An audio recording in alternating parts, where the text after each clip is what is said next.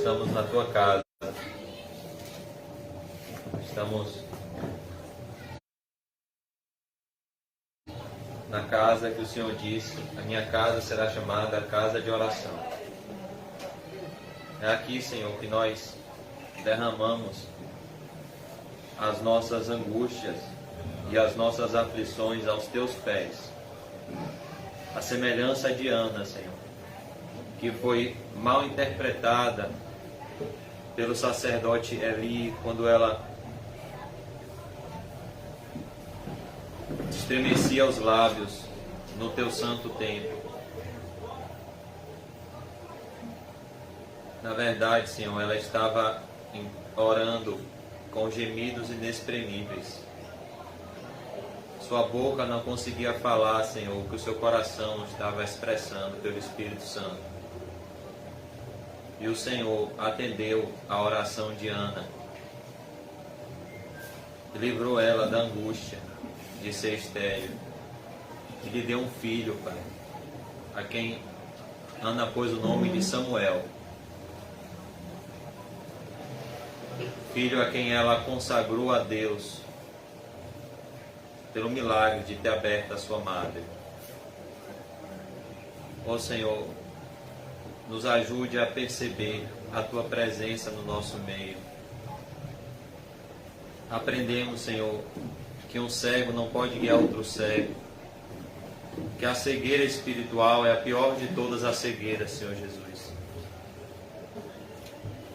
Por isso, nos ajude a não estarmos nessa noite sem contemplar, Senhor Jesus, a tua face por meio do Espírito, pois o Senhor está presente no meio da tua igreja.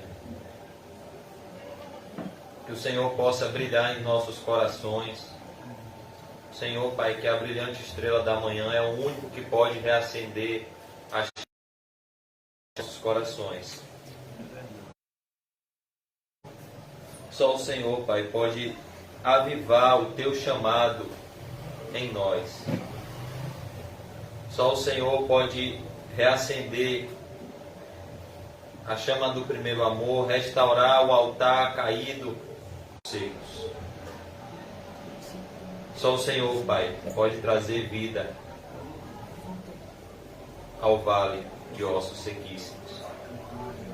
Por isso nós pedimos, Pai, pela operação do Teu Espírito Santo nessa noite, trazendo arrependimento aos nossos corações, nos enchendo do Espírito Santo e nos fazendo atentar para o nosso ministério que nos foi entregue por Ti, Senhor Jesus, para que possamos cumprir fielmente.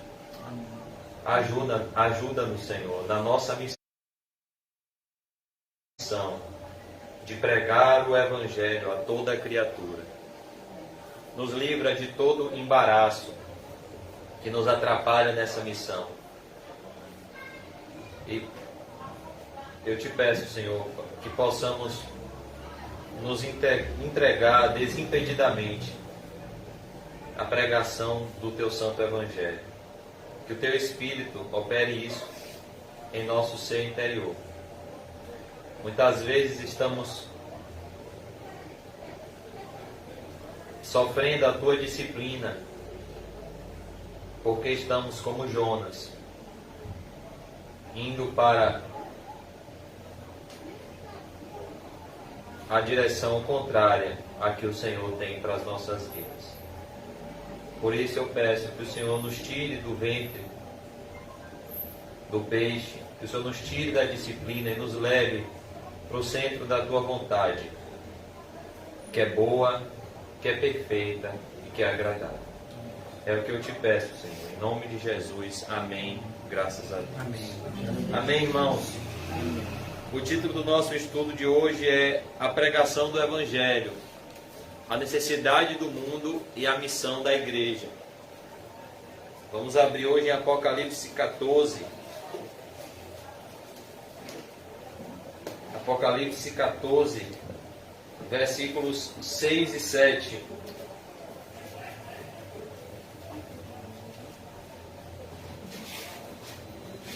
Nós vimos na semana passada os versos 1 a 5, com a visão dos glorificados no céu e o Cordeiro de pé diante deles.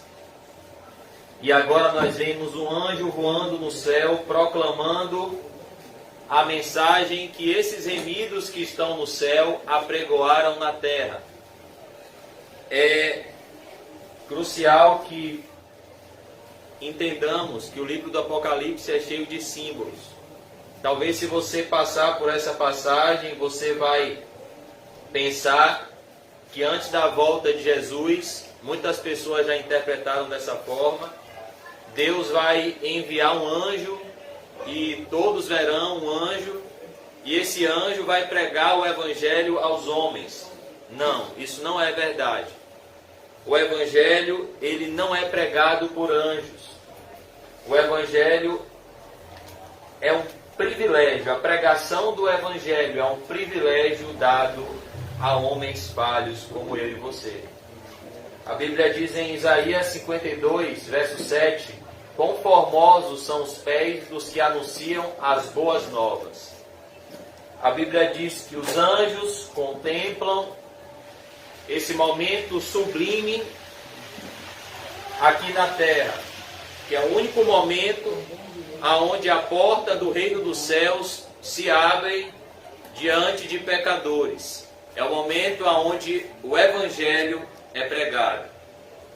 E os anjos não podem pregar o evangelho porque a eles não foi dada essa missão. Essa missão foi dada à igreja. Portanto, essa visão desse anjo é como se esse anjo estivesse proclamando um flashback da vida que esses remidos viveram na terra. Eles cumpriram fielmente a sua missão. E qual é a missão de um cristão? Ser o sal da terra, ser a luz do mundo. Deus poderia, afinal, seria muito mais seguro para mim e para você, visto que nós somos pecadores, Deus poderia nos salvar e imediatamente, no momento da nossa salvação, nos levar a um estado de glorificação. Ele poderia nos salvar e no ato da nossa regeneração nos levar para o céu. Mas por que Deus, ao nos regenerar, não nos leva imediatamente para o paraíso? Porque Ele nos dá uma missão. Porque Ele nos dá um propósito. E quando esse propósito se completar, enfim, Ele irá nos levar para casa. É como o apóstolo Paulo encerra a sua missão. Eu combati o bom combate. Eu completei a carreira. Eu guardei a fé. Então, se existe um motivo de você estar vivo hoje, preste atenção nisso. Não é para você ganhar dinheiro. Não é para você ter uma vida feliz. Não é para você realizar os seus sonhos. Só existe um motivo hoje do meu e do seu coração estar batendo, dos nossos olhos estarem enxergando. O motivo da nossa existência é a glória de Deus. Glorificar a Deus. O motivo da nossa existência é pregar o Evangelho e viver o Evangelho, tanto com ações quanto com palavras. Confira comigo o verso 6. Vi outro anjo voando pelo meio do céu. Esse anjo, ele está voando no céu. Então, essa passagem não diz o que muitos pastores ensinam, que antes do fim dos tempos vai sair um anjo pregando o Evangelho. Não é isso que essa passagem está ensinando. Esse anjo não está voando na terra. Esse anjo está voando no céu. Vi outro anjo voando pelo meio do céu, tendo um evangelho eterno para pregar aos que se assentam sobre a terra. O propósito da igreja.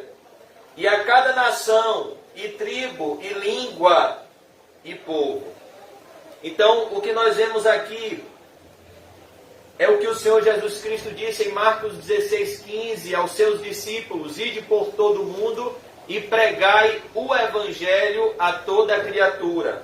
E olha o que diz o verso 6. Vi outro anjo voando pelo meio do céu, tendo um evangelho eterno. Em primeiro lugar, o que é a palavra evangelho? A palavra evangelho, e na minha e na sua Bíblia nós temos 4 evangelhos. O evangelho segundo o relato de Mateus, o evangelho segundo o relato de Marcos, o evangelho segundo o relato de Lucas e o evangelho segundo o relato de João. E a palavra evangelho vem do latim evangelion, que significa boas notícias. Boas notícias de salvação. Agora, olha que coisa. Aqui nós vemos que essa boa notícia, ela é eterna. Pois nos foi ensinado no livro do Apocalipse, no capítulo 13, verso 8, que o Cordeiro foi imolado antes da fundação do mundo. Ou seja, antes da fundação do mundo, desde a eternidade, Deus escolheu glorificar o seu nome por meio do Evangelho. O Evangelho é o propósito de Deus. Essa boa notícia de que Deus estava em Cristo reconciliando consigo o mundo, não imputando aos homens as suas transgressões, para pregar aos que se assentam sobre a terra e a cada nação, tribo, língua e povo. Essa passagem aqui está falando da missão da igreja no período do fim. Pregar o Evangelho a toda a criatura. Não existe criatura que está fora do alcance do Evangelho. O Evangelho ele alcança o pobre, o Evangelho ele alcança o rico, o Evangelho ele alcança o doutor, o Evangelho ele alcança o analfabeto. O Evangelho ele alcança o homem do campo, o Evangelho ele alcança o homem da cidade. O Evangelho ele deve ser pregado a toda a criatura. Porque Deus amou o mundo de tal maneira que deu seu Filho unigênito, para que todo o que nele crê não pereça, mas tenha a vida eterna. E aqui nós vemos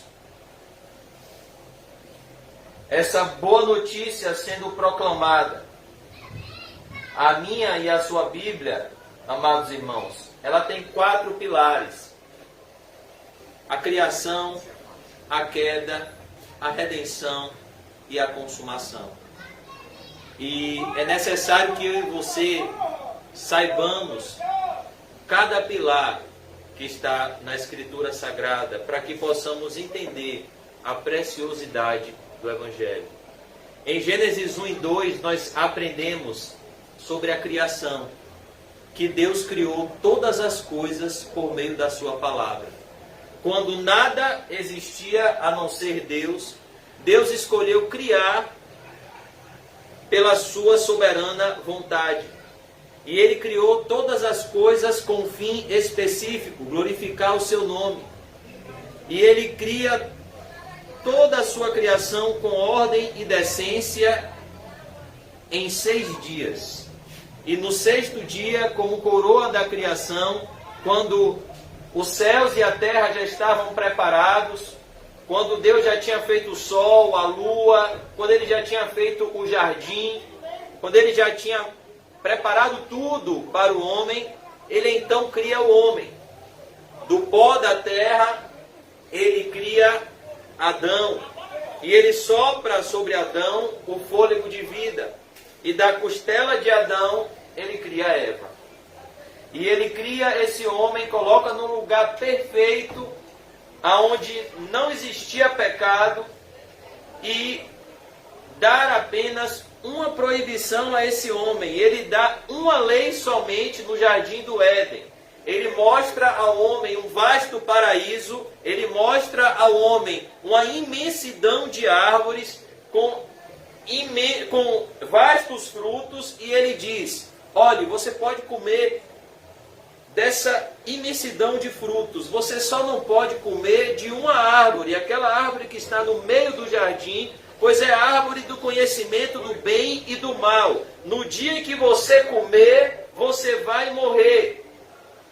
Perceba como Deus é um Deus de amor, como Deus é um Deus de misericórdia. É como se você levasse o seu filho num restaurante e colocasse diante dele um enorme banquete, e você sabe que o seu filho tem alergia a camarão, e você diz para o seu filho: olhe, você pode comer de todos esses alimentos, só não coma camarão, porque você tem alergia. Quando você comer, você vai passar mal, você vai para o médico.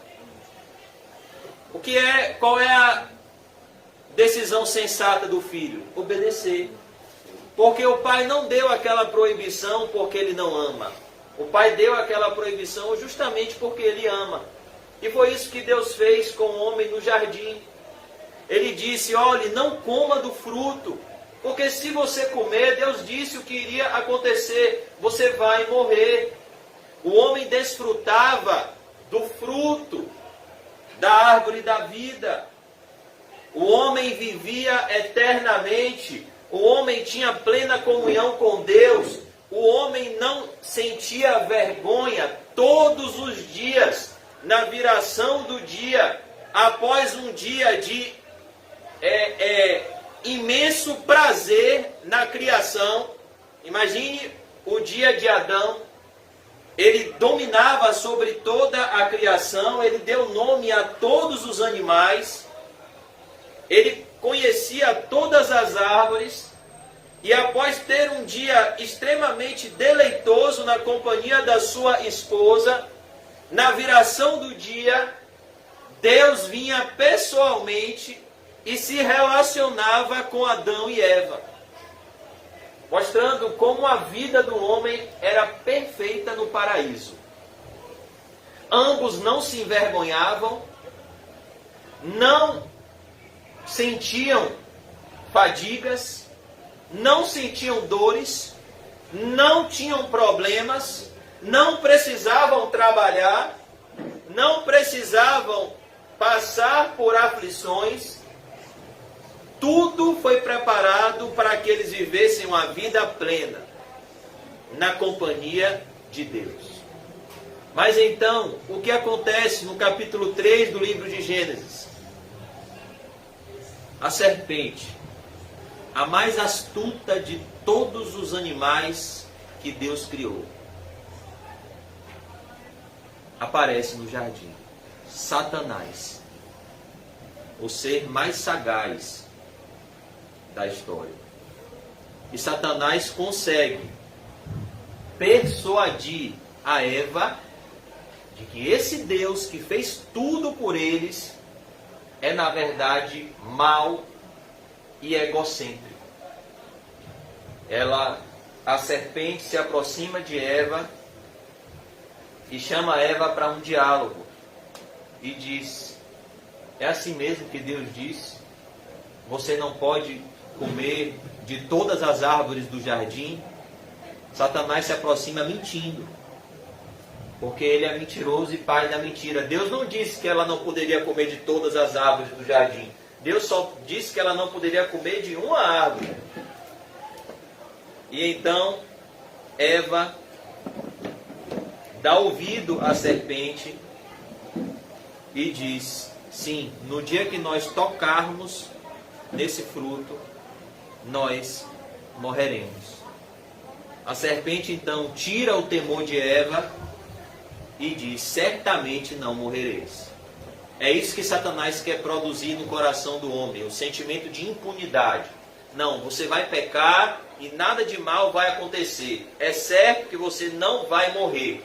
Uma vez que Satanás arrancou o temor do coração de Eva, porque o temor a Deus é o princípio da sabedoria, ele então abre o olhar de Eva para a beleza da tentação. Eva até então nem tinha olhado para o fruto. Eva até então não tinha demonstrado interesse no fruto. Mas quando Satanás tira de Eva o temor que Deus havia colocado por aquele fruto, Eva então passa a ter interesse naquele fruto. E o verso 5 diz que Eva começou a olhar para o fruto. Persuadida pela serpente, ela tira o seu olhar do Criador, ela tira o seu olhar do seu marido, ela tira até o seu olhar da serpente e ela começa a olhar para o fruto. E naquele momento, o fruto começou a se tornar agradável aos olhos. É assim que Satanás faz, ele é um ilusionista. Ele é um estelionatário, ele promete o que não pode cumprir. Ele promete vida onde existe morte. Ele promete satisfação onde existe depressão. É isso que ele faz. Ele é um mentiroso. E ela começou a olhar para o fruto e ela viu que era agradável aos olhos, era bom para se comer e desejável para dar entendimento. E quando ela viu isso, após Satanás dizer, mentira, Deus só proibiu você de comer esse fruto, sabe por quê? Porque no dia que vocês comerem desse fruto, seus olhos serão abertos e vocês serão deuses. Satanás produziu no homem o mesmo sentimento que ele sentiu no paraíso, o orgulho, o desejo de ser igual a Deus. Satanás disse, mentira. Ele proibiu você de comer o fruto, na verdade, porque ele sabe que você vai ser maior do que ele. É mentira, você não vai morrer. E então a Bíblia diz que Eva, perceba, aonde Satanás trabalha? Aqui, na nossa mente. Satanás não pegou a mão de Eva e colocou no fruto. Satanás não obrigou Eva a comer o fruto. Satanás apenas dialogou com Eva. E a própria Eva, com a sua própria mão, foi lá na árvore, pegou o fruto e comeu do fruto.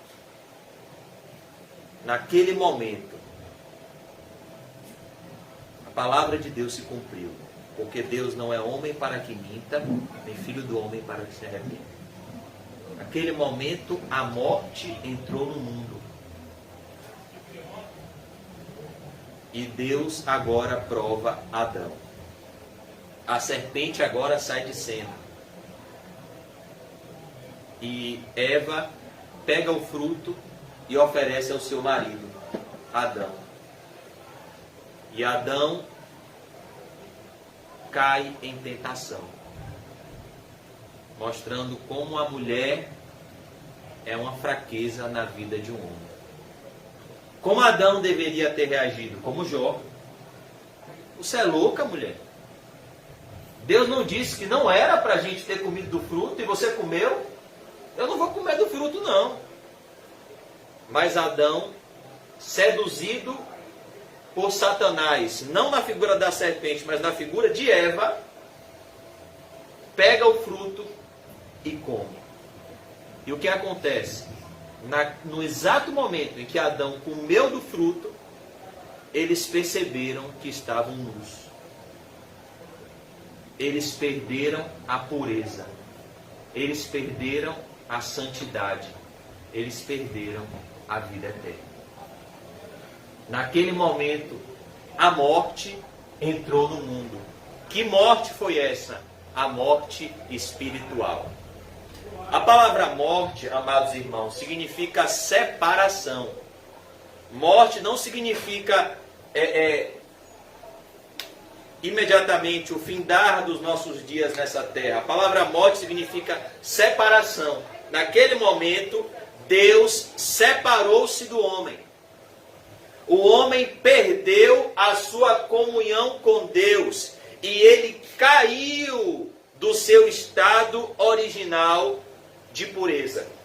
O homem, então, que havia sido criado à imagem e semelhança de Deus, em plena comunhão com Deus, se tornou uma nova criatura completamente inclinada para o mal. O homem se tornou o inverso para o qual ele foi criado. Ele se tornou a imagem e semelhança do diabo. Ele perdeu a pureza.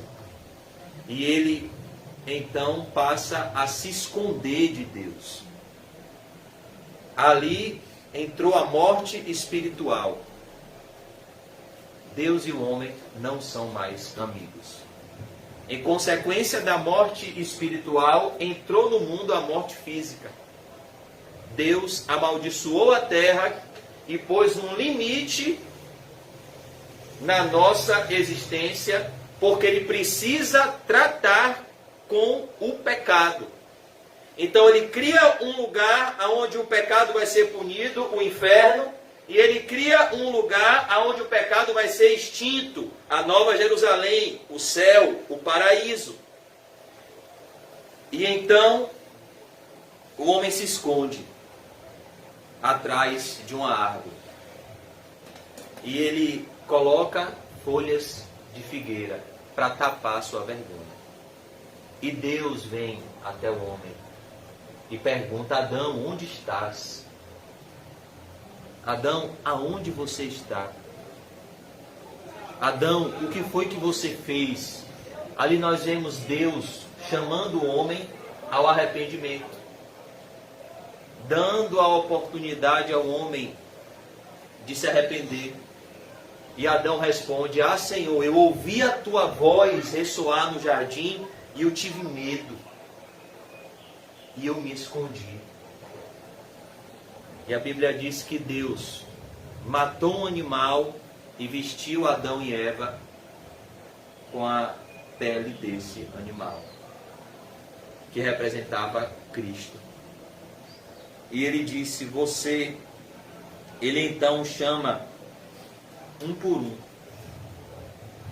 Ele chama Adão e diz: porque você ouviu a voz da sua mulher e desobedeceu, maldita é a terra por tua causa. Maldita é a terra por tua causa. É por isso que Apocalipse vai mostrar no capítulo 14 o desfecho desse mundo. Por conta desse dia em que Deus disse: Adão, maldita é a terra por tua causa. Do suor do teu rosto comerás o teu pão. Ou seja, em decorrência, Adão, da sua desobediência, você vai precisar trabalhar para ter o seu sustento. E ele conclui e diz: porque tu és pó. Você foi feito do pó. Foi criado para viver eternamente aqui comigo. Mas você pecou. E agora ao pó voltarás. Você não deu ouvidos à minha voz. E agora você vai receber o meu juízo. Porque a Bíblia diz: de Deus não se zomba. O que o homem plantar, ele irá colher. E o mais assustador é a resposta de Adão. É a maldade de Adão, de não assumir a sua responsabilidade quando Deus o confronta. O que é que diz Provérbios 28:13?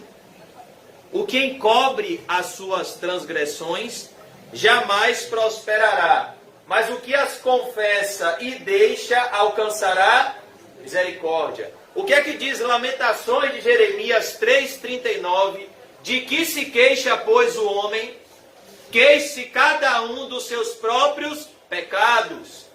O que é que está te deixando insatisfeito e amargurado hoje? Não são os políticos, não são as pessoas, não é a crise econômica nem financeira, são os seus pecados. Queixe cada um dos seus próprios pecados. E Adão mostra essa perversidade que nós temos de colocar a culpa dos nossos erros nos outros e até em Deus. Foi a mulher que tu me deste. Adão não reage como Davi: pequei contra ti. Ele diz: não, foi a mulher que tu me deste.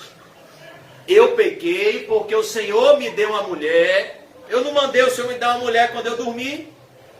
Eu dormi, o Senhor tira da minha costela uma mulher, foi a mulher que tu me deste.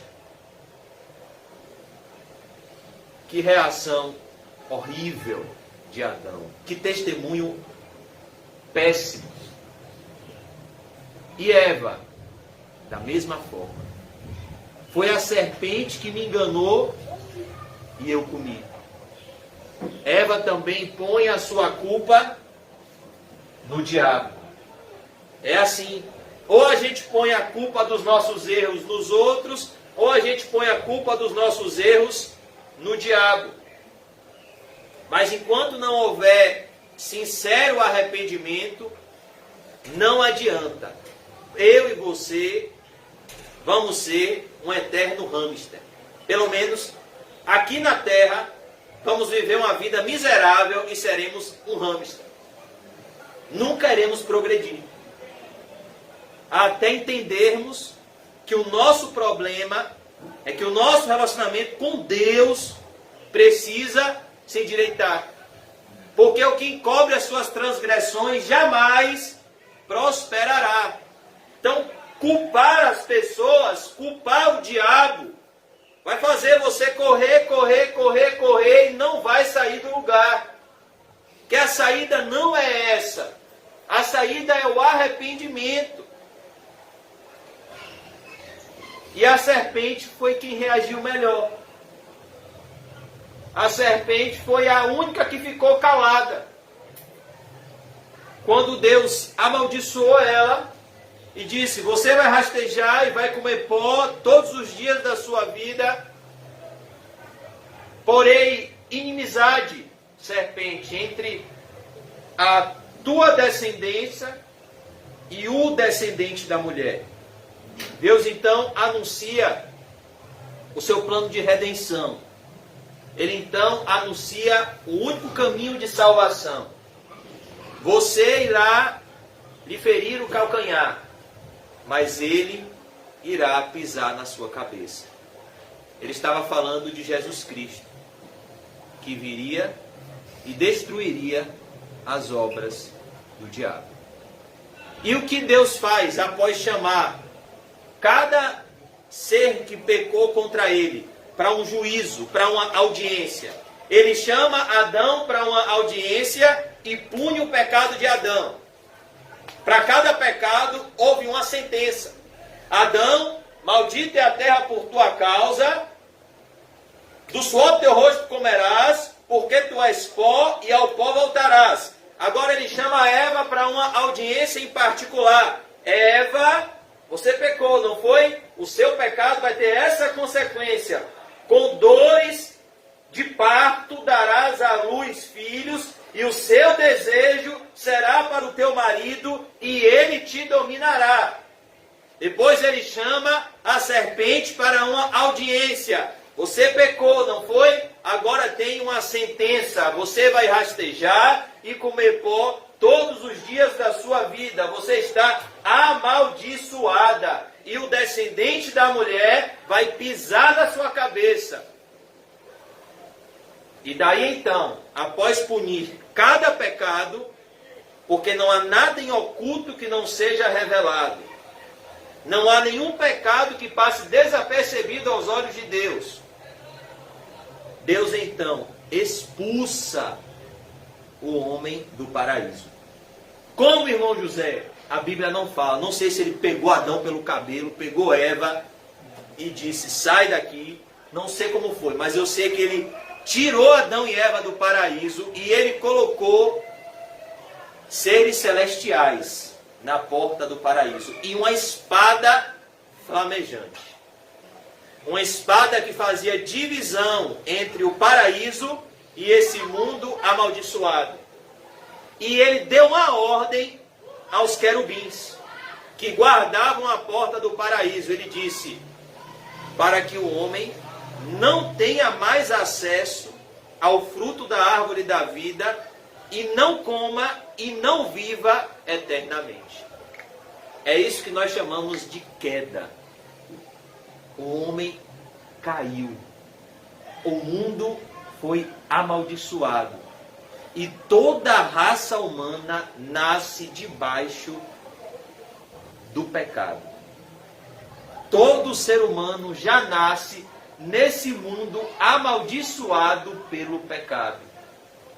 Então Deus traça um plano perfeito, um evangelho eterno. Ele traça um plano de redenção, aonde ele iria resgatar o seu povo dessa perdição eterna, resgatar o seu povo dessa morte espiritual, resgatar o seu povo dessa morte física e dessa morte eterna, através do pagamento de um preço. Ele envia o seu Filho ao mundo. Os profetas do Antigo Testamento criam no Messias que havia de vir. Nós hoje cremos no Messias que já veio. E ele envia o seu Filho ao mundo com um propósito: resgatar o homem dessa condição desesperadora dos seus pecados. Jesus é o Redentor. E Jesus Cristo nasceu para ser o nosso Redentor, para nos comprar, para pagar a nossa dívida, para morrer pelos nossos pecados. E aqueles que crerem em Cristo serão redimidos pelo seu sangue. E então, Deus irá consumar todas as coisas com a volta de Jesus. Irá destruir esse céu e essa terra e irá construir novos céus e nova terra onde habita a justiça. E é debaixo dessa realidade que nós, se somos regenerados e se somos cristãos, precisamos entender a urgente necessidade de anunciarmos as boas notícias de salvação. O apóstolo Paulo disse em Romanos 1,16: eu não me envergonho do Evangelho, porque ele é o poder de Deus para a salvação de todo aquele que nele crê. O Senhor Jesus Cristo disse: ide por todo o mundo e pregai o Evangelho a toda criatura. Porque a única mensagem de salvação é o Evangelho. O único caminho de salvação é Jesus. Ele é o único mediador entre Deus e os homens.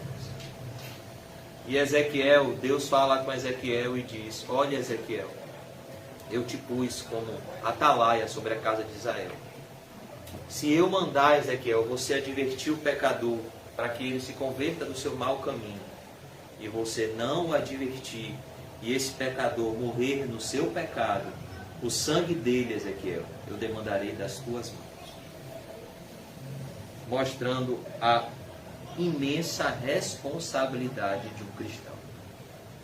Deus só não nos levou para o céu porque Ele tem boas obras para que façamos aqui na terra. E não existe boa obra melhor do que pregar o Evangelho de Jesus Cristo. Por isso que aqui nós vemos esse anjo, verso 7, dizendo em grande voz: temei a Deus e dai-lhe glória, pois é chegada a hora do seu juízo.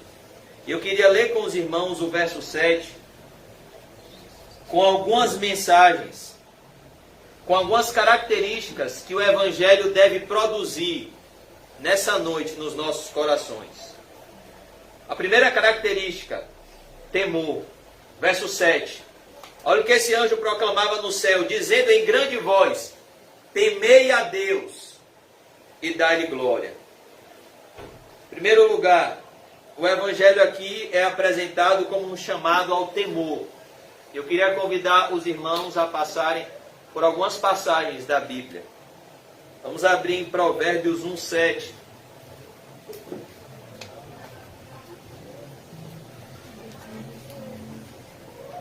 Provérbios 1, verso 7.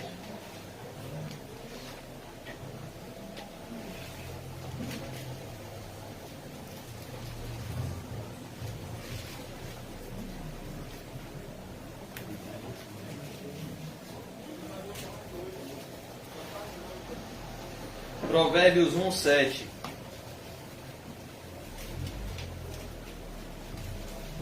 Diz assim: o temor do Senhor é o princípio do saber. Perceba, quando foi que Eva perdeu toda a sua sabedoria? Quando Deus tirou dela o temor. Certamente não morrereis. O temor do Senhor, a palavra temor aqui não só traz a ideia de respeito, mas a ideia de reverência.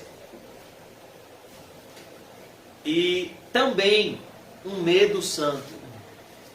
Todo cristão ele tem um medo santo. Moisés temeu a sarça. Jeremias temeu a voz que disse para ele que ele iria ser um profeta e que Deus havia separado ele antes do ventre da mãe dele. Ele disse: eu sou apenas um menino. Moisés inventou logo uma gagueira: eu sou gago. Isaías disse: ai de mim, eu estou perdido. Sou um homem de lábios impuros e habito no meio de um povo de impuros lábios. Quando o homem se encontra com Deus, ele sente medo, porque Deus é santo. Quando Pedro se encontrou com Cristo, no episódio da pesca maravilhosa, a primeira reação de Pedro foi: Jesus, arreda-te de mim, pois eu sou um pecador. E Jesus disse: não, Pedro, você vai ser um pescador de homens. O apóstolo Paulo ficou cego. Temor, reverência, respeito, medo de ofender. Uma criança que tem um pai de verdade tem medo de ofender o seu pai. E se tem alguém que tem um pai de verdade, é o cristão. Se tem uma coisa que o cristão tem, é medo de ofender a Deus. Por quê? Porque Deus corrige. E a correção de Deus é dura. Agora olha o que ele diz: o temor do Senhor é o princípio do saber. É o que esse anjo diz no céu: temei a Deus. Mas os loucos, essa é a grande loucura, desprezam a sabedoria e o ensino. Toda a sabedoria, todo o ensino que não emana do temor de Deus é uma grande loucura, ainda que traga grandes resultados aqui na terra. Quer ver um exemplo? Aquele rico insensato de Lucas 12. Aquele homem era muito inteligente.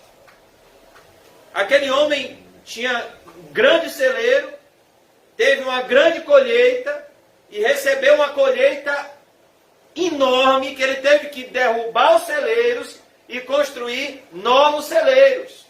Aquele homem era um homem empreendedor, aquele homem era um homem inteligente, aquele homem era um homem rico, mas aquele homem era um homem louco aos olhos de Deus. Todo conhecimento que não emana do temor de Deus é loucura. Pode te fazer um homem rico, pode te fazer milionário. É loucura. Não foi eu, foi Jesus que disse: de que adianta um homem ganhar o mundo inteiro e naquele grande dia perder a sua salvação. Há alguns anos, um ministro do STF morreu. Caiu de um avião com algumas garotas de programa junto com ele. Você acha que esse homem era burro? Do ponto de vista humano? Você acha que ele chegou aonde ele chegou sem conhecimento? Não. Ele tinha muito conhecimento, mas ele era louco. Foi isso que Jesus disse àquele rico insensato em Lucas 12: louco, essa noite eu pedirei a tua alma. O que você tem preparado e para quem será? Mas os loucos desprezam a sabedoria e o ensino. Agora vamos abrir Eclesiastes, está logo depois de Provérbios.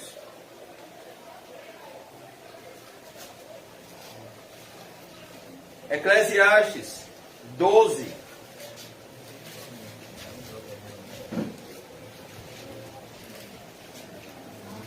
O homem mais sábio, depois de Jesus, que já pisou na terra. Salomão, Eclesiastes 12, 13.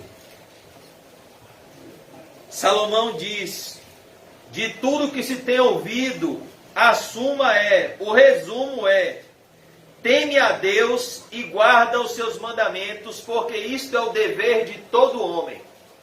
Olha o que Salomão diz: de tudo que você já ouviu, grave uma coisa no seu coração. A única coisa que importa, o que Salomão está dizendo é, no seu leito de morte, a única coisa que vai ser um tesouro para você, a única coisa que vai ser algo sólido, aonde você vai poder estar alicerçado e seguro, é isso daqui: teme a Deus. Não adianta conhecimentos humanos, não adianta riqueza, não adianta nada nesse momento, no leito de morte.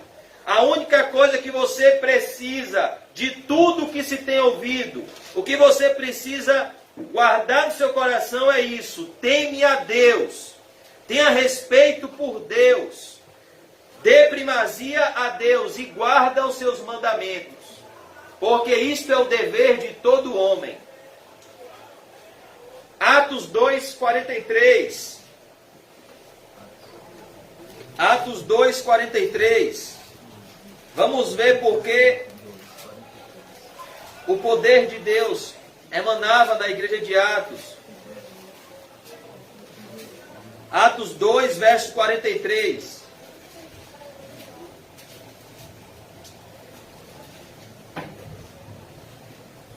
Vamos ler a partir do verso 42. A vida dos convertidos.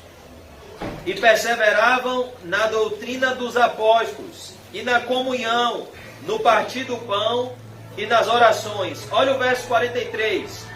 Em cada alma havia temor. Ou seja, em cada alma havia temor.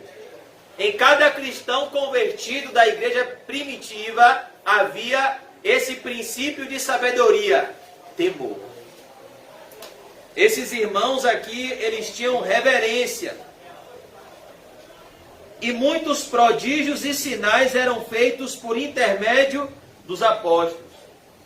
Perceba muitas vezes porque nós não vemos o poder de Deus, porque nós não estamos cheios do temor de Deus. Nós estamos tratando Deus como qualquer um. O Salmo 50, 21 diz: errastes pensando que eu sou teu igual. Malaquias diz: se você viesse diante do governador, você traria tal oferta. O temor a Deus, irmãos, não é algo que se externaliza somente com atitudes, é algo que nasce no nosso coração.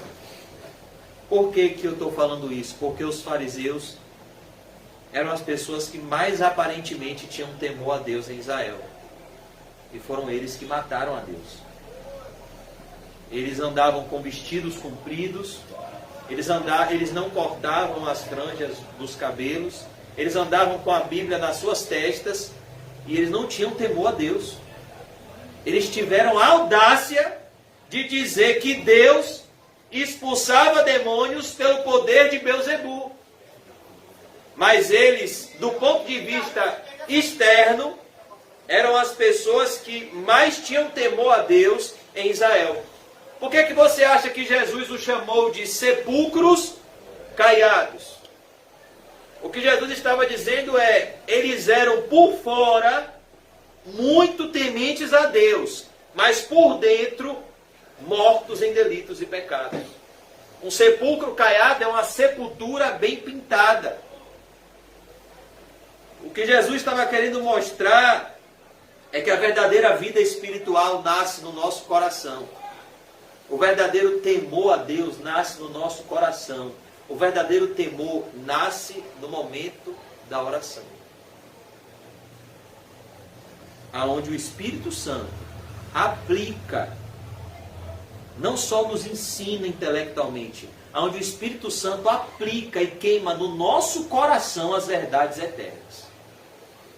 Quando o Espírito Santo vivificar, queimar no seu coração a realidade do inferno, você evangeliza. Tenha certeza disso. Você perde a vergonha na hora. quando você olhar para aquela pessoa e ver a chama do inferno queimando ela. Você não vai ter nunca mais vergonha nem covardia de abrir a Bíblia e falar de Jesus. Então, uma coisa é a verdade conhecida, outra coisa é a verdade sentida. O apóstolo Paulo tinha a verdade conhecida, mas quando Jesus se encontra com ele, ele sentiu a verdade queimar no seu coração. Quando Jesus disse a Ananias, Ananias, pode ir, ele está orando. Ali o Espírito Santo estava iluminando no coração de Paulo as verdades eternas de Deus. E chamando Paulo para um chamado missionário, vivificando no interior dele a palavra de Deus, pelo temor. Pelo temor. O temor a Deus, irmãos, é o melhor presente que você pode dar para a sua família. Sabia disso? Vamos abrir em Provérbios 14, 27. Se você ama a sua família, segundo a carne, leia esse provérbio. Provérbios 14, 27.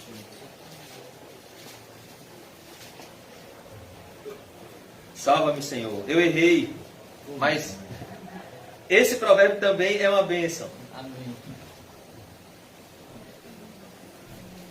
É o 26 e o 27. Eu acertei, porque é um antes. Provérbios 14, 26 e 27.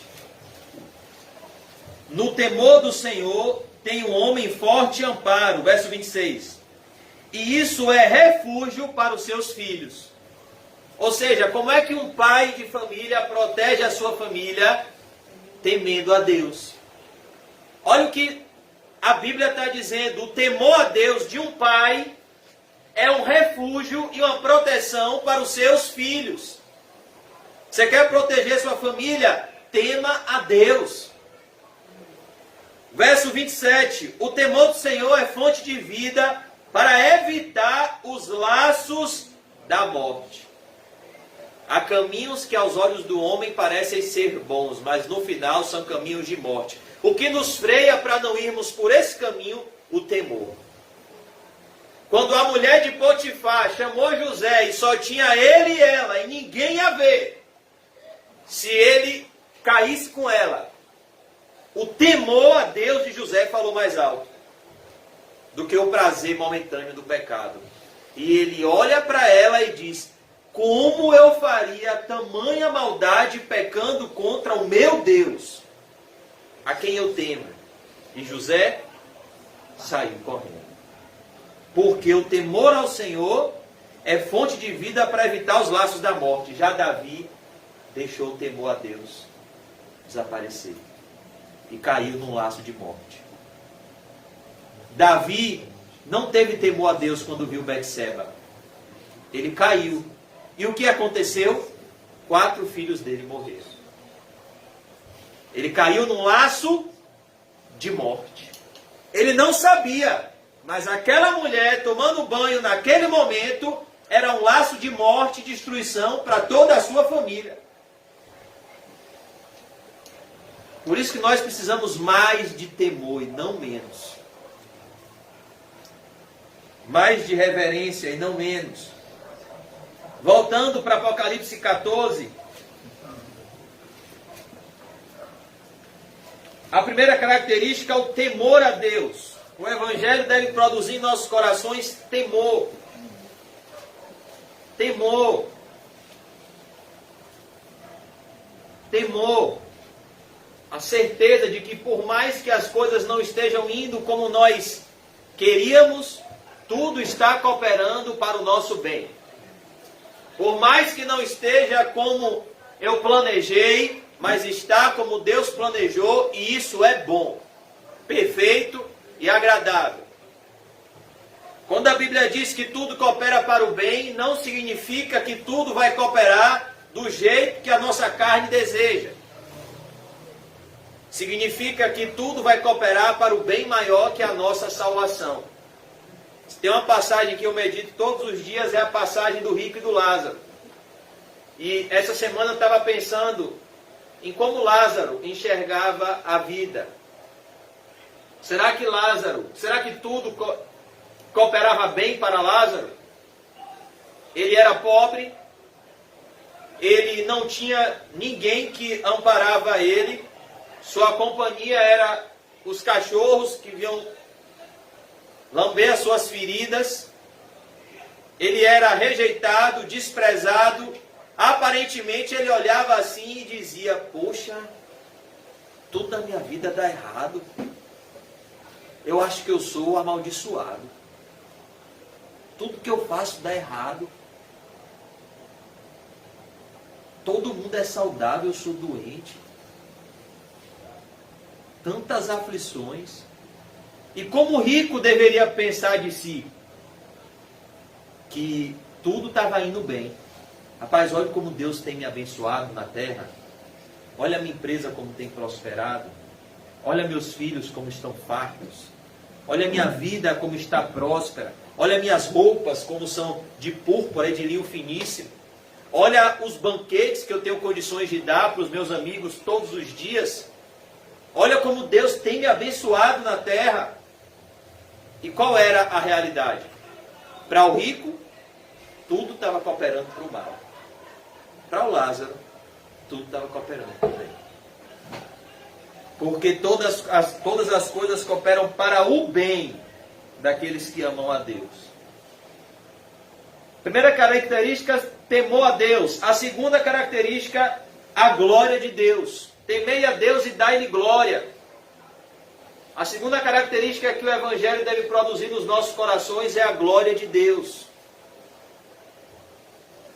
Vamos abrir em Ezequiel 36. O propósito do Evangelho é dar glória a Deus.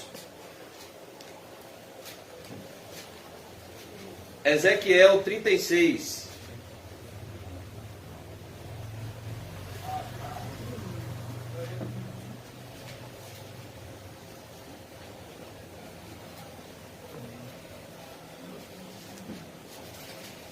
Vinte e seis.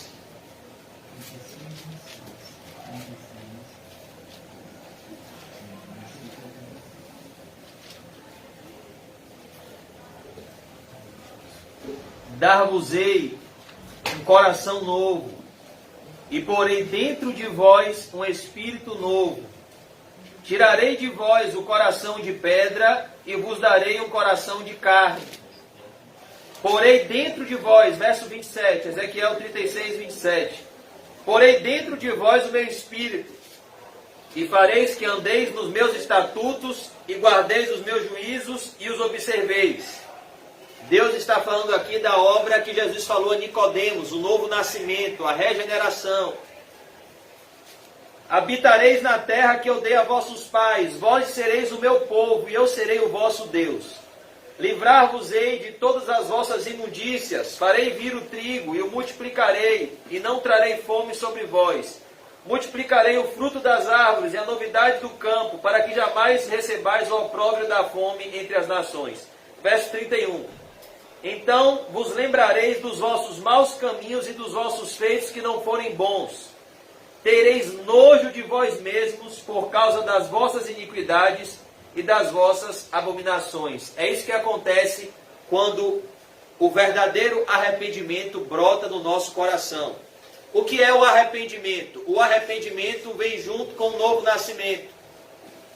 Quando nós nos arrependemos, uma nova pessoa nasce dentro de nós.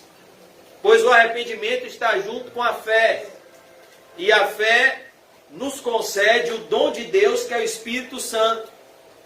Então, quando alguém se arrepende, acontece algo sobrenatural. Acontece uma transformação que é invisível, mas que é poderosa. Uma pessoa vem morar dentro de você. A pessoa do Espírito Santo. Glória a Deus. Isso é um novo nascimento. Isso é arrependimento. O Espírito Santo vem morar dentro de você. E você agora é uma nova criatura. Onde as coisas velhas se passaram e tudo se fez novo. Você agora está em um processo de conformação a Cristo. E no momento que essa pessoa vem morar em você, dentro de você, ela começa a se incomodar com aquilo que está em você que não agrada a Cristo. Por isso que quando o Espírito Santo chega, ele nos leva a isso aqui. A gente sente nojo de nós mesmos. Nojo mesmo. Meu Deus, eu tive coragem de fazer isso. O Espírito Santo nos convence do pecado, da justiça e do juízo. Vocês vão sentir nojo de vocês mesmos por causa das vossas iniquidades e das vossas abominações. Isso é arrependimento. Arrependimento não é ficar triste. Poxa, eu pequei. Eita, trouxe uma consequência ruim, retada na minha vida. Mas eu vou te dizer, viu? Se não trouxesse essas consequências ruins, eu faria tudo de novo. Não é por nada não. A consequência do pecado é ruim, mas o pecado é uma delícia. Esse é Judas. Ele sente remorso. Ele não tem arrependimento. O arrependimento não importa a consequência do pecado. O pecado é algo horrível. O pecado é algo asqueroso. O pecado é algo nojento. O pecado é algo que ofende a Deus, que ofende ao próximo. O arrependimento é isso, é nojo pelo pecado. É a alma angustiada pelo pecado. E não pela consequência. Não importa. Eu posso ter as piores consequências. O que eu quero ter é o meu pecado perdoado.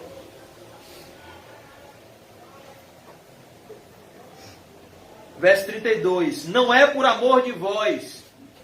Olha que coisa. O arrependimento é o quê? É um dom de Deus. Ninguém pode se arrepender. Por quê? Eu vou dizer novamente. Quando é que uma pessoa se arrepende? Quando um espírito entra em você. O Espírito Santo.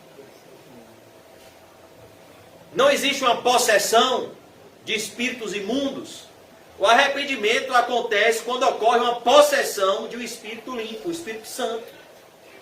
O Espírito Santo vem e possui você. E te leva a gemidos inexprimíveis. Te leva a uma agonia santa.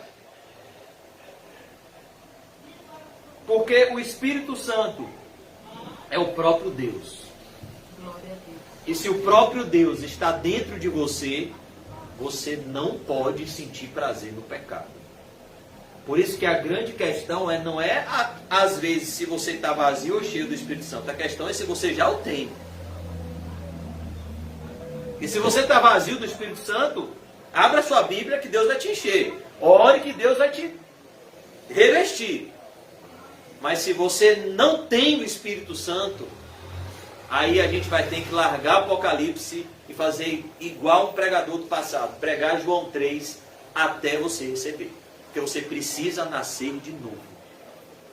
Você precisa receber o Espírito Santo.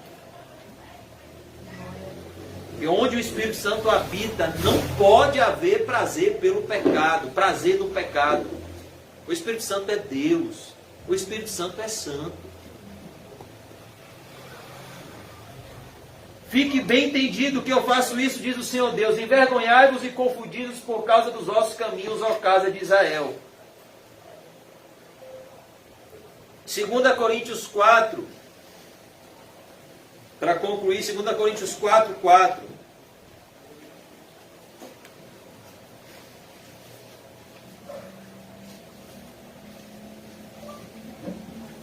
Segunda Coríntios 4, 4.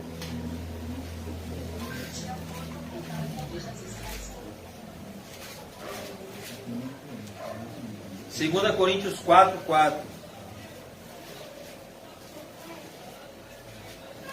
A partir do verso 3, 2 Coríntios 4, 3. Mas se o nosso evangelho está encoberto, é para os que se perdem que está encoberto. Ou seja, o desconhecimento do evangelho traz perdição.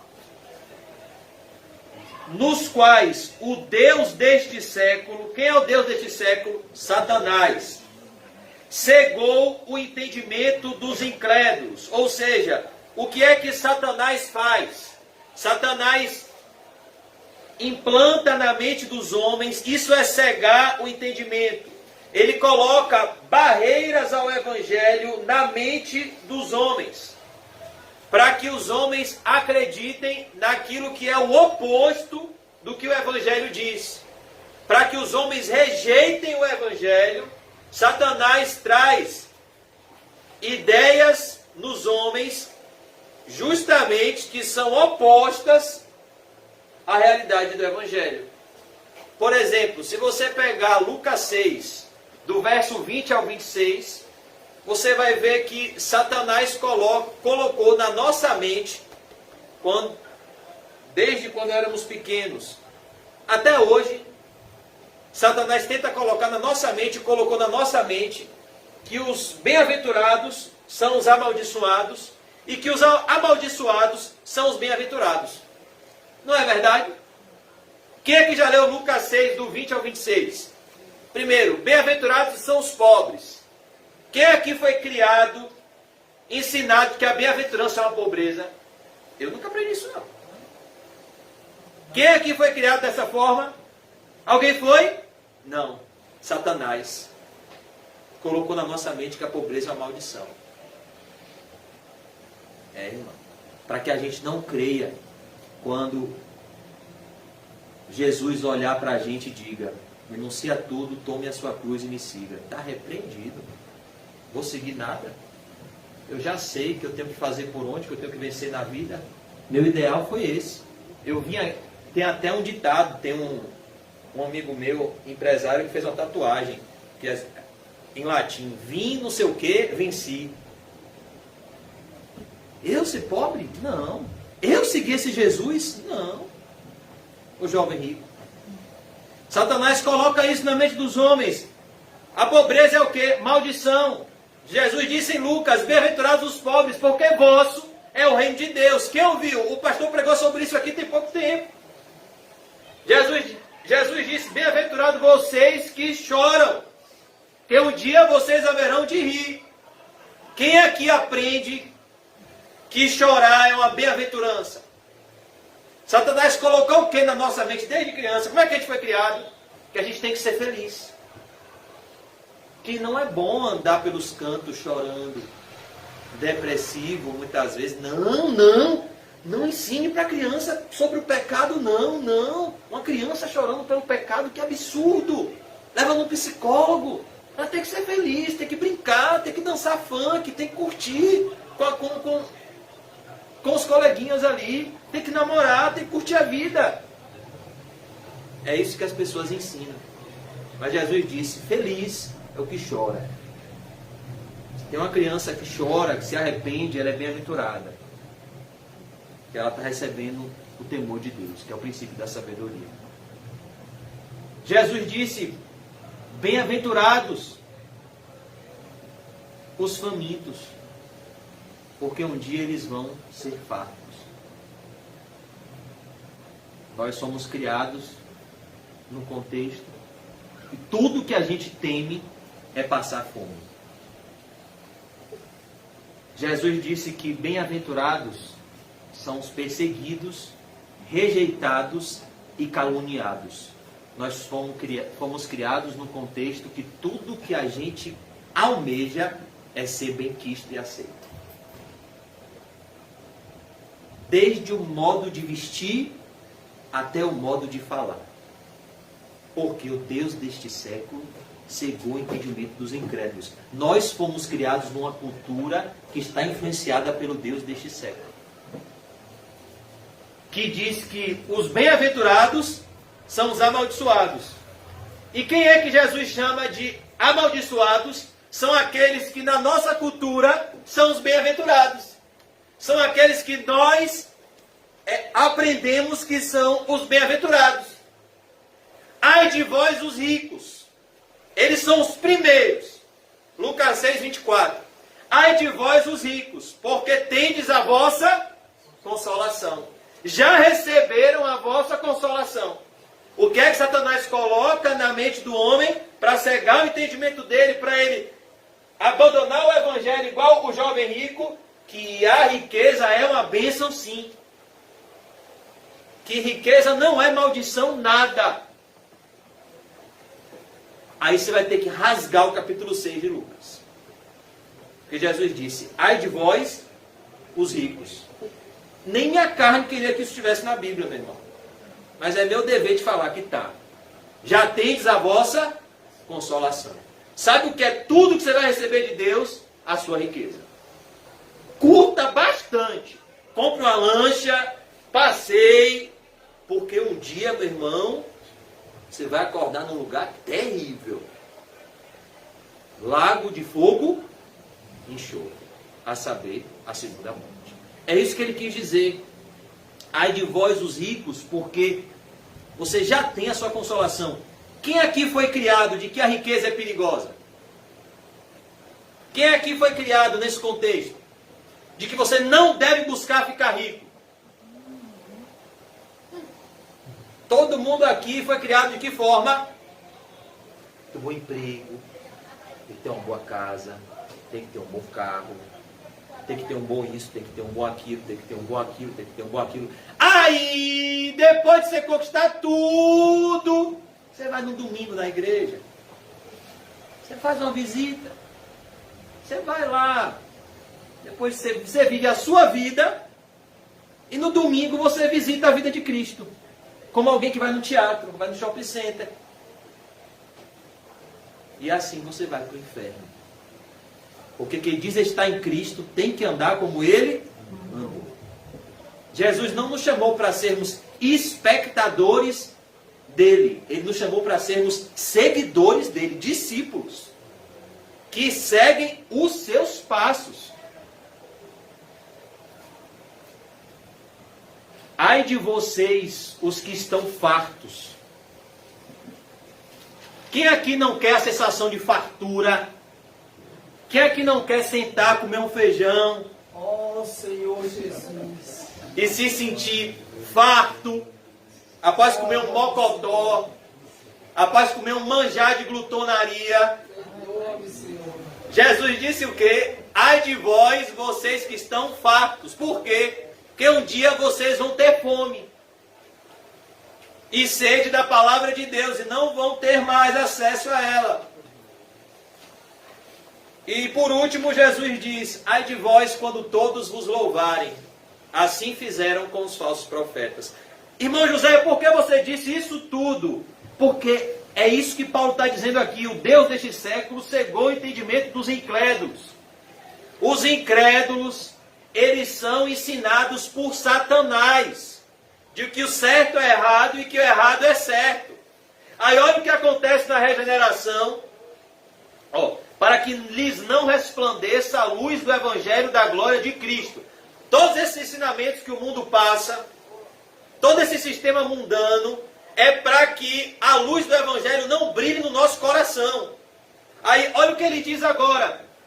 O qual é a imagem de Deus. Cristo crucificado é a imagem do próprio Deus.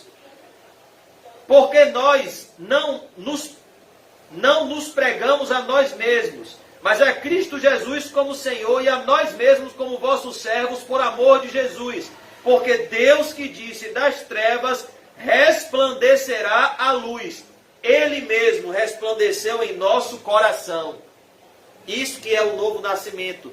Deus brilha a luz do Evangelho em nosso coração para que possamos enxergar a grandeza de Deus, a beleza de Deus, para que possamos adorar a Deus. Em nosso coração para a iluminação do conhecimento da glória de Deus na face de Cristo. É isso que o Espírito Santo faz. Ele nos deixa cada vez mais encantados com a beleza de Jesus, maravilhados com a pessoa de Jesus. O Espírito Santo nos leva a olharmos para a beleza de Deus, para as maravilhas de Deus. O Espírito Santo não nos leva para olharmos para a circunstância. O Espírito Santo nos leva para olharmos para Cristo. Como está lá em Efésios 2, Ele nos deu vida, estando nós mortos em delitos e pecados. Imagine essa cena no mundo espiritual. Você estava morto e em um dado momento Jesus fez com você a mesma coisa que Ele fez com Lázaro. Lázaro, vem para fora. E você saiu com vida. Você foi chamado para fora do pecado. Você foi tirado do lamaçal e você agora passou a caminhar para a glória de Deus. Isso é um milagre. Isso é um milagre da regeneração. A Bíblia diz que Deus nos fez assentar nos lugares celestiais com Cristo Jesus para mostrar nos séculos vindouros a suprema riqueza da sua graça, pela sua bondade para conosco. O que Paulo diz lá em Efésios 2 sabe o que Deus faz quando Ele te regenera? Ele já te coloca lá com Cristo. Ele já te vê como alguém que já está glorificado nos céus. Porque pela graça sois salvos. Por meio da fé. Isso não vem de vós, é dom de Deus, não vem de obras, para que ninguém se glorie. São essas bênçãos espirituais nas regiões celestiais que temos que desfrutar, irmãos. Porque o Evangelho não nos dá só temor, o Evangelho nos faz glorificar a Deus. E nós só glorificamos a Deus quando nós ficamos deslumbrados com as maravilhas de Deus. Olha o que Davi orou. Olha a oração de Davi no Salmo 119, verso 18. Senhor, abre tu os meus olhos, para que eu veja as maravilhas da tua lei. Salmo 119, verso 18. A Bíblia diz em 1 Coríntios 10, 31, quer comais, quer bebais, quer façais qualquer outra coisa, fazei tudo para a glória de Deus. Vamos concluir Apocalipse 14, 7. Temei a Deus e dai-lhe glória, pois é chegada a hora do seu juízo. O Evangelho nos prepara para o juízo. Após o Evangelho ser pregado no mundo inteiro, então virá o fim. Isso aqui que está sendo narrado é algo que vai acontecer. Se somos cristãos, nós somos esses remidos dos versos 1 ao 5, exercendo esse propósito do verso 6 e 7, pregando o Evangelho a toda a criatura e desfrutando da glória de Deus na face de Cristo, para que chegue o juízo, e adorai aquele que fez o céu. Olha que coisa! Jesus está em busca dos verdadeiros adoradores que adoram ao Pai em espírito e em verdade. Adorai aquele que fez o céu. O homem adora a Deus quando ele contempla a grandeza de Deus. Quando foi que Jó colocou a mão na sua boca e adorou? Quando foi que Jó disse, eu não vou falar mais nada? Quando foi que Jó disse, bem sei, Senhor, que tudo podes e nenhum dos teus planos podem ser frustrados. Eu te conhecia de ouvir falar, agora eu me abomino e me arrependo no pó e na cinza. Quando Deus mostrou a ele toda a sua grandeza. Jó estava olhando para o tamanho do seu problema e se esquecendo do tamanho do seu Deus. Então Deus aparece a Jó e mostra o seu tamanho. E Jó ficou tão vislumbrado com a sua pequenez e a grandeza de Deus, que ele se esqueceu do seu problema e passou a contemplar as maravilhas de Deus, e ele esqueceu que ele estava doente, esqueceu que ele tinha perdido 10 filhos, e ele disse, eu não quero saber mais de nada, diante da grandeza desse Deus, eu me abomino, eu me arrependo em pó e cinza. Depois que Deus muda o interior de Jó, é que Deus muda as circunstâncias exteriores de Jó. Porque primeiro ele quis transformar Jó num adorador mais profundo. Ele quis fazer de Jó um adorador que conhecia a Deus não só de ouvir falar, mas de contemplar as maravilhas de Deus. E aqui ele diz: adorai aquele que fez o céu. Olha que coisa. Quando você chegar em casa agora e você dobrar o seu joelho, esse ser é o seu Pai. Ele fez o céu, a terra, o mar e as fontes das águas. É esse Deus que caminha sobre as águas. É esse Deus que acalma as tempestades, que até o vento e o mar lhe obedecem. É o nosso Senhor Jesus Cristo. É Ele, irmãos, que pode olhar hoje para as nossas circunstâncias e dizer: aquieta-te. Pode dizer para o nosso coração e dizer: aquieta-te. E com uma palavra, tudo pode mudar. Quem se lembra daquele centurião romano que, no momento que Jesus falou que o servo dele estava curado, e ele disse: nem Israel eu vi tamanha fé. Quando ele chegou lá, ele soube da notícia que no momento que Jesus falou, o servo dele tinha sido curado. Porque a palavra de Jesus transforma qualquer situação.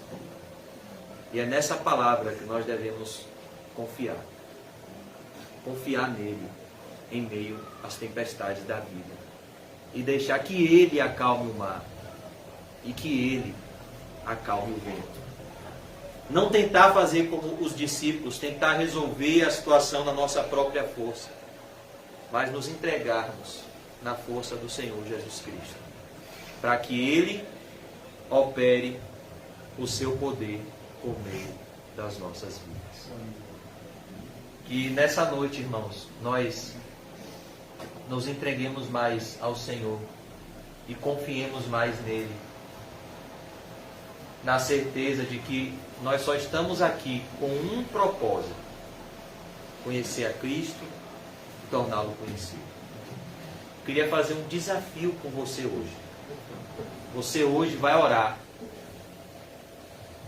E você vai orar por pessoas que você ainda não pregou o Evangelho. E você vai orar hoje para que o Espírito Santo vença a sua timidez de não ter pregado o Evangelho a essa pessoa específica. Talvez uma pessoa que more na sua rua, talvez uma pessoa no seu trabalho, talvez uma pessoa que você conheça, mas que você nunca ainda falou de Cristo. Você vai orar nessa noite para que o Espírito Santo te dê essa intrepidez para pregar a palavra de Deus. Como foi a oração da igreja em Atos capítulo 4? A igreja orou para que os apóstolos pregassem a palavra com intrepidez. O que é intrepidez? Com desenvoltura, mas não desenvoltura humana, não eloquência humana, mas desenvoltura do Espírito Santo. Que as palavras fluam dos nossos lábios com virtude e queimem corações que precisam ser queimados. Porque deixa eu te dizer, Deus sabe quem são os eleitos, mas nós não sabemos. E a nós foi dada uma ordem, não um conselho: ide por todo mundo e pregai o Evangelho a toda criatura. Então comece orando essa noite por alguém que você ainda não falou de Jesus. Ore nessa noite para que Deus te mostre alguém para você falar de Jesus. Porque deixa eu te dizer, quando você é um instrumento de Deus, sabe quem é mais beneficiado? Você. Porque quando Deus te usa como um canal, Ele passa por você. E Ele te sacia nesse momento. É o que Ele disse à mulher samaritana: se você beber dessa água, você nunca mais terá sede. E eu farei de você uma fonte que jorra para a vida eterna. Ele disse, além de preencher o vazio do seu coração, que nenhum relacionamento vai preencher. Você já teve 5 maridos e hoje você mora com um que não é seu marido, isso não vai te preencher. Além de te saciar, eu vou fazer de você uma fonte que jorra para a vida eterna. Eu vou te fazer um instrumento para saciar outros para a glória de Deus. E você vai ser a pessoa mais feliz do mundo vivendo esse propósito. O que foi que Jonas recebeu quando ele pregou? Uma árvore para ele descansar. E estava bom até Deus matar a árvore e mostrar para ele o valor de uma vida. Se ele estava dando valor àquela árvore, Deus não dava valor a 120 mil pessoas que não sabiam discernir a mão esquerda da direita, sendo que uma alma vale mais do que o mundo inteiro. Esse é o propósito da nossa vida, irmão. Eu vou repetir, e se você sair daqui hoje só com essa frase, eu já estou satisfeito. Você está aqui para falar de Jesus. Você está aqui para anunciar as boas novas de salvação. Você é um sacerdócio real. Você faz parte da nação santa, da geração eleita, do povo exclusivo de Deus, que foi chamado para proclamar as virtudes daquele que te chamou das trevas para a sua maravilhosa luz. Você é um sacerdote do Deus Altíssimo. E você está aqui para esse propósito. E o Deus que te fez só vai te completar nesse propósito. Quem criou esse microfone sabe que esse microfone só terá efeito se ele emitir som. Se esse microfone não emitir som, ele perde o seu significado. Se você não falar de Cristo, a sua vida vai ser sem sentido. Se você não viver com Cristo, sua vida vai ser sem sentido. Porque você vai esperar dele somente nessa vida. Então, nessa noite, irmãos, vamos orar para que o Senhor nos dê coragem para pregarmos o Evangelho, mesmo se as pessoas nos rejeitarem.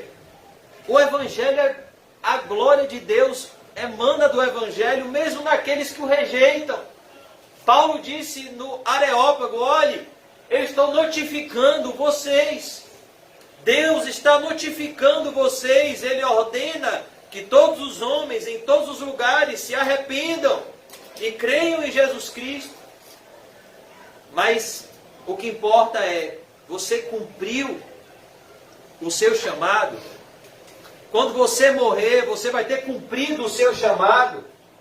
Jesus conta uma parábola, ele diz, um homem chamou os 2 filhos para trabalhar na vinha.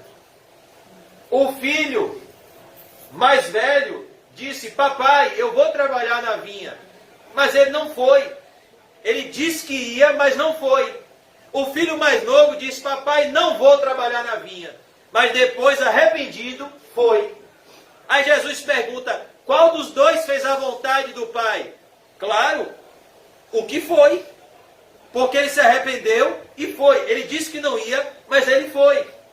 O que Jesus quis contar com essa parábola é que nossas ações falam mais alto do que nossas palavras. O filho mais velho, ele disse que ia, mas na hora de agir, ele não foi. O filho mais novo, ele disse que não ia trabalhar na vinha, mas na hora do trabalho, ele foi. Então, em nome de Jesus, coloque a mão no arado e não olhe para trás. Entrega os teus caminhos ao Senhor, confia nele e ele tudo fará. Vamos orar. Senhor Deus, a tua palavra nos ensina, Senhor, que a seara é grande e poucos são os ceifeiros, Senhor. Mas o Senhor nos ensina a orar, rogai ao dono da seara para que envie ceifeiros. Sabemos, Senhor, que não podemos fazer nada na nossa força, nem na nossa carne. Mas nós cremos, Senhor, que fomos regenerados. Nós cremos que fomos adotados. Cremos que fomos enxertados na videira verdadeira para um propósito, Pai Santo. Anunciar a Tua mensagem de salvação. Nós cremos, Senhor, que não estamos aqui em vão. Nós cremos no céu, cremos no inferno, cremos na vida eterna, Senhor. E nessa esperança eu peço que o Senhor nos ajude a proclamar o Evangelho eterno. Eu peço que o Senhor nos dê visão espiritual, Senhor, para enxergarmos a bênção que é te servir, te adorar. Como o Senhor é um Pai amável, um Pai bom, perdoador, bondoso, justo, santo, amoroso, que tem prazer em perdoar, que perdoa e não joga na cara o erro, mas quando há um arrependimento sincero, lança nossos pecados no mar do esquecimento e não nos acusa, nos chama de filho. Oh Deus, abre os nossos olhos espirituais para enxergarmos esse relacionamento contigo, para que possamos não nos envergonharmos, para que possamos ter coragem e ousadia, Pai, para brilharmos a Tua luz, para que possamos dizer, Pai, que fomos comprados na cruz, que fazemos parte do povo da cruz, que há 2000 anos, antes que eu nascesse, Jesus Cristo me amou e se entregou por mim. Que essa verdade queime os nossos corações, de que Cristo vive, de que Cristo nos ama, de que Cristo é o nosso protetor, é o nosso pastor, é o nosso Pai, e que nenhum lobo pode nos destruir se Ele está do nosso lado. Que sejamos como ovelhas do Teu rebanho, Senhor, que ouvem a Tua voz e obedecem. Nos enche de amor, Pai, por Ti, pois o Senhor é o próprio amor. E aquele que não ama, não conhece a Ti, Senhor, porque o Senhor é amor. Tira toda a amargura e nos enche do verdadeiro amor. Tua palavra diz: nisto conhecereis que sois meus discípulos, se tiverdes amor uns pelos outros. Obrigado, Senhor, pelo gesto tão bonito dos irmãos, do pastor, entregando um panfleto, Senhor, antes do culto. Que o Senhor aqueça em nossos corações esse desejo santo de falar a quem nós servimos, porque nós somos o povo que servimos ao único Deus verdadeiro. Como disse Jonas naquele barco, quando os marinheiros clamavam cada um ao seu Deus, ele disse: eu adoro ao Deus que fez o mar e a terra seca. Esse é o nosso Deus. É o Deus que responde às nossas orações. É o Deus que atende ao nosso clamor. É o Deus vivo e verdadeiro. É o Deus do impossível, Senhor, que traz à existência aquilo que não pode acontecer segundo o olhar humano. O Senhor é o Deus que abriu a madre de Sara para Isaac nascer. Pois para Ti nada é impossível, Senhor. Obrigado por tudo, Jesus. E nos ajude a esquecer o que passou. E daqui em diante, nos entregarmos desimpedidamente ao Teu chamado. Ao Teu chamado, Senhor. Por mais que seja custoso, é melhor o Teu chamado do que viver perdido nesse mundo, Senhor, de ilusão. Nos despede em paz, aquieta a nossa alma, o nosso coração, Senhor. E nos conforma à imagem do Teu Filho. Em nome do Pai, do Filho e do Espírito Santo. Amém. Graças a Deus. Amém, irmão. Nosso irmão do Espírito Santo. E diga para ele, ore pelas pessoas que você ainda não falou de Jesus. Amém.